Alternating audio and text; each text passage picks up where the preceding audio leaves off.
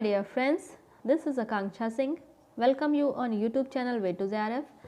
आज हम करने वाले हैं मॉक टेस्ट सीरीज नंबर 31। इसके पहले 30 वीडियो आ चुकी हैं, तो उसका एक अलग से पूरा प्लेलिस्ट है जिसका लिंक डिस्क्रिप्शन में भी दिया है एंड ऊपर आई बटन पे भी दिया है।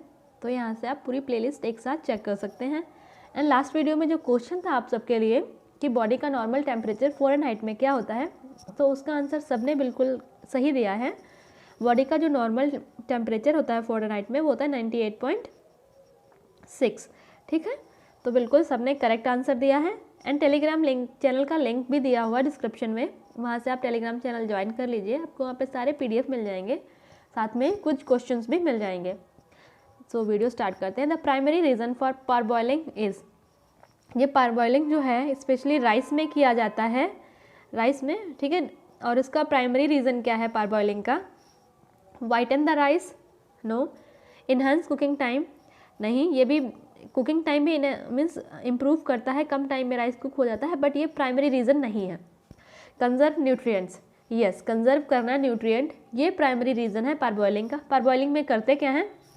सिंपल सा सोकिंग होता है, मीन्स पानी में राइस चावल को जो है पूरा पैडी के साथ, ब्रान के साथ जो चावल है उसको भिगो के रखते हैं, जब क्योंकि चावल में विटामिन B कॉम्प्लेक्स पाया जाता है, और साथ में ब्रान में जो चावल का ब्रान है उसमें कुछ और भी न्यूट्रिएंट्स पाए जाते हैं जो कि वाटर सोल्यूबल होते हैं। जब राइस की पूरी मिलिंग होती है, उसकी प्रोसेसिंग होती है, जब ब्रान को रिमूव करते हैं तो ब्रान के साथ न्यूट्रिएंट्स भी लॉस हो जाता है। तो ये न्यूट्रिएंट का लॉस रोकने के लिए पारबॉइलिंग करते हैं। जब चावल को पानी में सोक करते हैं तब जो ब्रान में जो ये न्यूट्रिएंट प्रेजेंट हैं वो वाटर के थ्रू स्टीप आउट होके ग्रेन में आ जाते हैं, जिससे जो न्यूट्रिएंट का लॉस होता है वो कम होता है। तो जो पारबॉइलिंग का प्राइमरी रीज़न है वो है न्यूट्रिएंट्स को कंजर्व करना, न्यूट्रिएंट्स को बचा के रखना। Next question is the filtration of waste from the blood in human body is done by, जो फिल्ट्रेशन का काम है स्पेशली ब्लड का फिल्ट्रेशन इन ह्यूमन बॉडी में, वो ह्यूमन बॉडी का कौन सा ऑर्गन जो है उसका काम है ब्लड को फिल्टर करना। तो हार्ट का काम होता है ब्लड को पंप करना, लंग्स जो है वो हेल्प करते हैं रेस्पिरेशन में, किडनी, ये किडनी का जो काम होता है वो होता है फिल्ट्रेशन। किडनी जो है ब्लड के फिल्ट्रेशन में हेल्प करती है। जब किडनी प्रॉपर फंक्शन नहीं करती है इसीलिए डायलिसिस किया जाता है, और डायलिसिस में ब्लड को फिल्टर किया जाता है। इंटेस्टाइन जो है न्यूट्रिएंट्स को एब्जॉर्ब करने में हेल्प करती है। तो मेनली जो वेस्ट के फिल्ट्रेशन के लिए जो बॉडी पार्ट यूज़ होता है, जो बॉडी ऑर्गन यूज़ होता है वो होता है kidney. Next question is excessive intake of alcohol damage a persons, जब एल्कोहल का एक्सेसिव इनटेक होता है, मीन्स ज़्यादा इनटेक होता है, तब पर्सन की बॉडी का कौन सा पार्ट जो है वो डैमेज होने लगता है। अगर स्पेशली पूछा जाए कि एक्सेसिव इनटेक हो रहा है तो पर्सन की बॉडी का स्पेशली कौन सा पार्ट डैमेज हो रहा है, देन आता है लीवर। अगर पूछा जाए कि सर्टेन डिग्री मीन्स हर कुछ मीन्स हर एक बॉडी ऑर्गन में कुछ इफेक्ट पड़ता है, तो हो जाएगा ऑल ऑफ द एबव, क्योंकि अगर एक्सेसिव अल्कोहल कंजम्पशन हो रहा है तो बॉडी के सारे पार्ट्स को अफेक्ट करता है। बट स्पेशली जब पूछा जाता है तो स्पेशल के लिए लीवर आता है। Next, which of the following equipment is use for keeping cooked food warm in the cafeteria. Cafeteria हो गया, हॉस्टल्स हो गए, यहाँ पे जो खाना बनाने के बाद उसको देर तक गर्म रखने के लिए कौन सा इक्विपमेंट यूज़ किया जाता है? तो रिकॉर्ड नहीं, ब्रांड मारी, हाँ ये एक टाइप ऑफ इक्विपमेंट है as a platform type, means जहाँ पे फूड को एक साथ रख सकते हैं। ये ब्रांड मारी जो फूड को गर्म रखने में हेल्प करती है। मेनली जो हॉस्टल्स में देखा होगा कि हॉस्टल में जहाँ पे वो सर्विंग एरिया होता है वहाँ पे एक लंबा सा प्लेटफॉर्म टाइप चीज़ रखा होता है, वो इक्विपमेंट टाइप, उसको बोलते हैं ब्रांड मारी, जिसमें फूड को देर तक फूड को गर्म रखा जा सकता है। Next question is which of the following is not a theory of origin of clothing. इसमें से क्लॉथिंग के ओरिजिन की मीन्स जो कपड़ों की उत्पत्ति का सिद्धांत है उसकी थ्योरी नहीं है। यहाँ पे पूछा गया ना नॉट, तो ओरिजिन ऑफ क्लॉथिंग जो थ्योरी है उसका एक पार्ट, इसका सिद्धांत नहीं है। प्रोटेक्शन, तो प्रोटेक्शन है। टैटू बनवाना ये कोई क्लॉथिंग थ्योरी नहीं है। एडॉर्नमेंट, मॉडेस्टी, ये सारे क्लॉथिंग थ्योरी है, बट टैटू बनवाना ये कोई क्लॉथिंग थ्योरी नहीं है। If on a certain day children are not in mood to study, then कभी कभी होता है ना क्लास में बच्चों का पढ़ने का मन नहीं होता है, तो क्या करना चाहिए? दे शुड बी फ्री, उनको फ्री छोड़ देना चाहिए? नहीं, they should be order to remain seated in the class without talking, means उनको बोल दिया जाता है कि आप क्लास में बैठो और बिल्कुल बातें नहीं करोगे, ये भी नहीं। They should be told to conduct an interesting activity on that day, अगर बच्चों का पढ़ने का मन नहीं है, क्लास में स्टूडेंट्स का पढ़ने का मन नहीं है, तो उनको बोला जाता है कोई इंटरेस्टिंग एक्टिविटी, वो सेल्फ कोई इंटरेस्टिंग एक्टिविटी कंडक्ट करे जिससे सारे बच्चे उसमें एंगेज हो सके और कुछ नया सीख सकें। तो ये सही आंसर है। The teacher sit along with them, laugh along with them and have fun, नहीं ये भी नहीं। ठीक है, the next question is which of the following is not a, इनमें से कौन सा स्ट्रेच फाइबर नहीं है? विच इज नॉट, जो इसमें नॉट दिया होता है ना, ये क्वेश्चन बहुत केयरफुली पढ़ना रहता है, क्योंकि नॉट अगर नहीं पढ़ा आपने तो उसके चक्कर में आपका क्वेश्चन भी गलत हो सकता है। तो इनमें से कौन सा स्ट्रेच फाइबर नहीं है? तो नियोप्रीन ये स्ट्रेच फाइबर है, स्पैंडेक्स ये भी स्ट्रेच फाइबर है, इलास्टेन ये भी स्ट्रेच फाइबर है, विस्कस ये स्ट्रेच फाइबर नहीं है। तो D is the correct option. Viscous जो है ये स्ट्रेच फाइबर नहीं है। नेक्स्ट क्वेश्चन इज, ये क्वेश्चन मोस्टली नेट के एग्जाम में कई बार पूछा जा चुका है कि कौन सा स्ट्रेच फाइबर है या कौन सा स्ट्रेच फाइबर नहीं है। Next question is which of the following is the best method of teaching? Teaching का पूछा गया है कि टीचिंग का बेस्ट मेथड कौन सा है? Dialogue method, text book method and project method. तो जो प्रोजेक्ट मेथड हो गया, टेक्स्ट बुक मेथड हो गया, ये तो लर्निंग मेथड है, इसमें स्टूडेंट इन्वॉल्व हो रहा है और सेल्फ लर्निंग हो रही है, तो ये लर्निंग मेथड हो गया। जब यहाँ पे बात कर रहे हैं टीचिंग मेथड की, तो ऑडियो विजुअल मेथड, जहाँ पे आप कुछ जो भी बच्चे को बता रहे हो उसके साथ में उसकी इमेजेस या विजुअल भी उसको दिखा रहे हो, तो audio visual method is the best. जो ऑडियो विजुअल मेथड है ये बेस्ट टीचिंग मेथड है, जहाँ पे आप बच्चों को बताने के साथ साथ जो भी कॉन्सेप्ट या टॉपिक आप उनको बता रहे हो, साथ साथ में उनको उसको विजुअल्स, उसकी इमेजेस भी दिखा रहे हो, उनको उसका एक क्लियर इमेज भी उनको दिख रहा है, तो ये होता है best method of teaching. Next आता है the gas that is found in the compressor of refrigerator. Refrigerator means fridge के जो कंप्रेसर में जो गैस पाई जाती है वो कौन सी गैस होती है? तो फ्रिज के कंप्रेसर में जो गैस पाई जाती है वो होती है फ्रेऑन 12। फ्रेऑन 12 गैस जो है वो फ्रिज के कंप्रेसर में पाई जाती है। The next question is whose behaviour affect students the most? इसमें से कौन सा पर्सन है जिसका बिहेवियर जो है स्टूडेंट्स को सबसे ज़्यादा इफेक्ट करता है? प्रिंसिपल, तो प्रिंसिपल जो है स्टूडेंट्स के डायरेक्ट कांटेक्ट नहीं होता है, तो नहीं। पॉलिटिशियन, ये भी नहीं।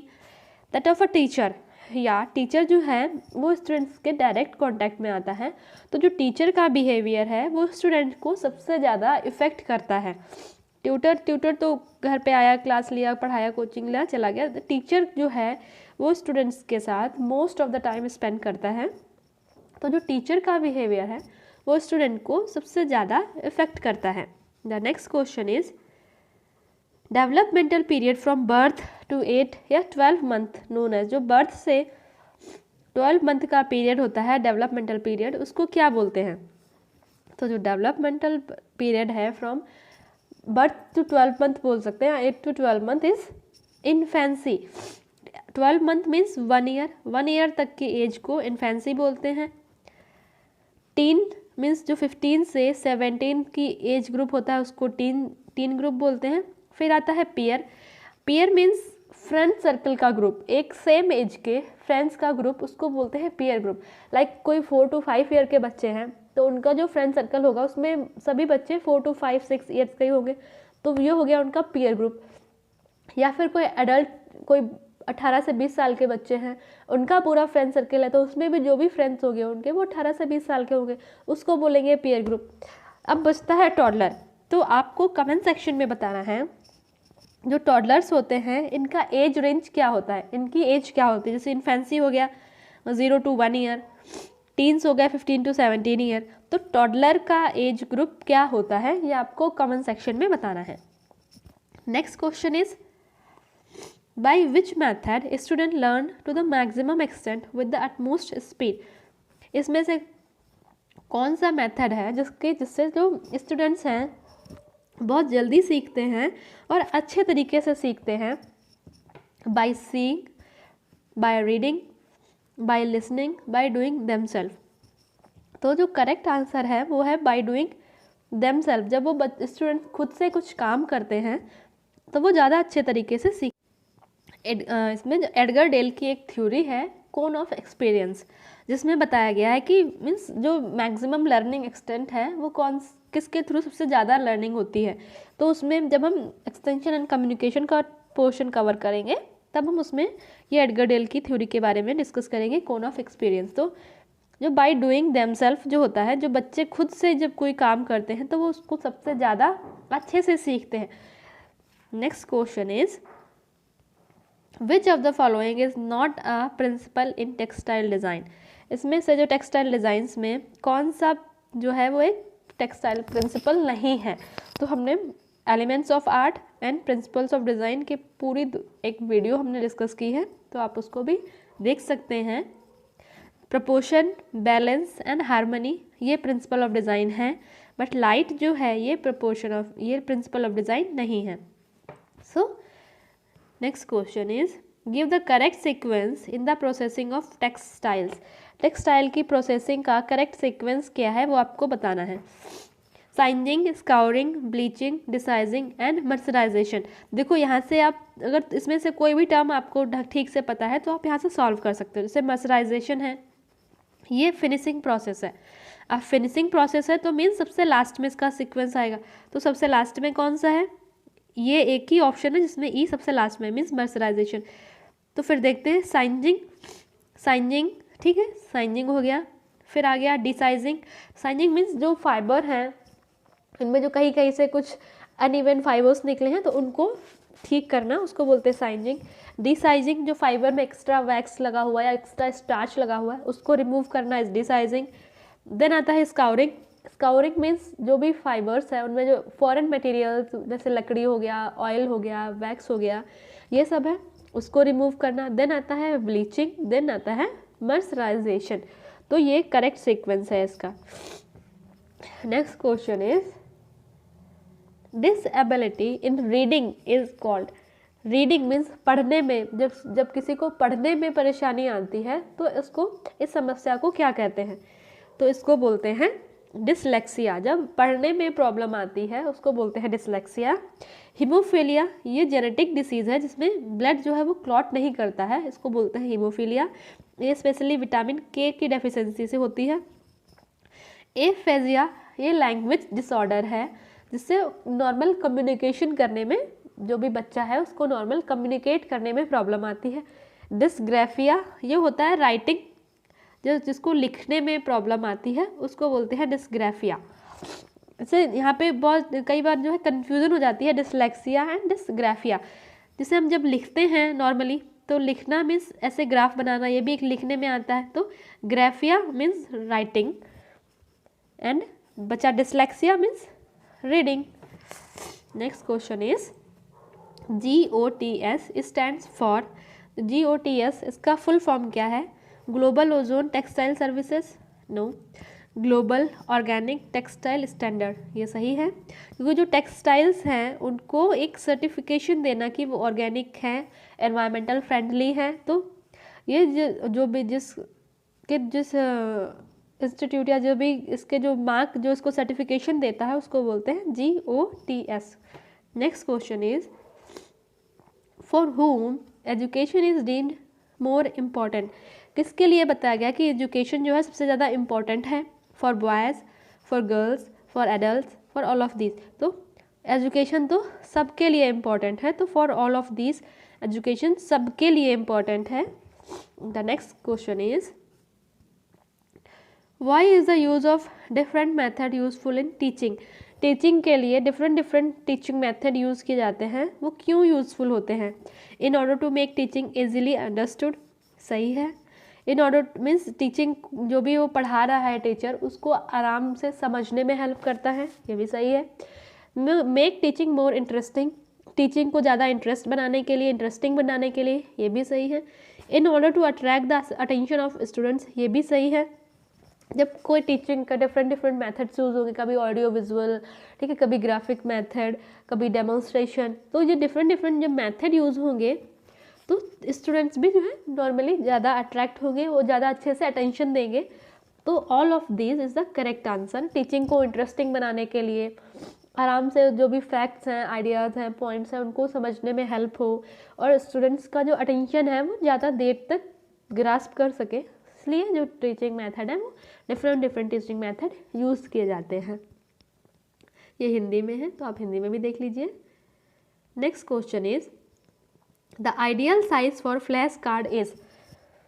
जो फ्लैश कार्ड यूज़ होते हैं एक्सटेंशन टीचिंग में, तो फ्लैश कार्ड का जो आइडियल साइज है वो उसको क्या होना चाहिए। फ्लैश कार्ड के थ्रू कोई स्टोरी टेलिंग करते हैं तो उस पर इमेजेज होती हैं, तो ये इसके लिए फ्लैश कार्ड यूज़ किए जाते हैं। तो फ्लैश कार्ड का जो आइडियल साइज है वो क्या होना चाहिए, 10x12 इंच। ये फ्लैश कार्ड का आइडियल साइज है जो 10x12 इंच है। Next question is the true objectives of education is. Education का ट्रू मेन ऑब्जेक्टिव क्या है एजुकेशन का?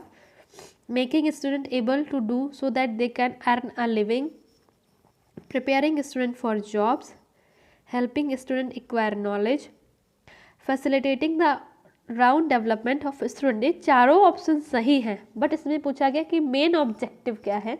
तो जो मेन ऑब्जेक्टिव है एजुकेशन का वो होता है facilitating the round development of students. Means बच्चों को क्यों एजुकेट करते हैं, जिससे उनका प्रॉपर ऑल राउंड डेवलपमेंट अच्छा हो सके। वो हर जैसे सोशल है, मॉरल है, कल्चरल है, सारे डेवलपमेंट जो हैं स्टूडेंट्स में प्रॉपर और अच्छे तरीके से हो सके, इसीलिए एजुकेशन उनको एजुकेट किया जाता है। तो एजुकेशन का जो मेन ट्रू ऑब्जेक्टिव है वो ये है कि जो स्टूडेंट्स हैं उनमें ऑल राउंड डेवलपमेंट हो सके। जब उनमें ऑल राउंड डेवलपमेंट अच्छा होगा तो वो अर्निंग और जॉब एंड नॉलेज तो गेन कर ही लेंगे, जब उनका प्रॉपर ऑल राउंड जो डेवलपमेंट है अच्छा होगा। तो ये हिंदी में है तो आप हिंदी में भी ज़रूर देख लीजिएगा। एंड जो क्वेश्चन आपको है कि टीन एज वाला ग्रुप है तो उसका एज रेंज क्या है वो आपको कमेंट सेक्शन में बताना है। एंड वीडियो अगर अच्छी लगी हो तो लाइक एंड कमेंट करके ज़रूर जाइएगा। एंड अगर आप चैनल पर फर्स्ट टाइम हैं या पहली बार सुन रहे हैं तो चैनल को सब्सक्राइब ज़रूर करिएगा। Thank you. ये मेरा फेसबुक पेज है, मुझे यहाँ से कांटेक्ट कर सकते हैं। Way to JRF is the YouTube channel, तो आप चैनल को सब्सक्राइब ज़रूर कर लीजिएगा। वीडियो अगर अच्छी लगी हो तो लाइक कमेंट करके ज़रूर जाइएगा। प्लीज़ चैनल को सब्सक्राइब करिए और वीडियो को अपने फ्रेंड्स के साथ ज़्यादा से ज़्यादा शेयर करिए। जल्दी ही मिलते हैं नेक्स्ट वीडियो में, तब तक के लिए wish you all the very best, good luck, bye bye.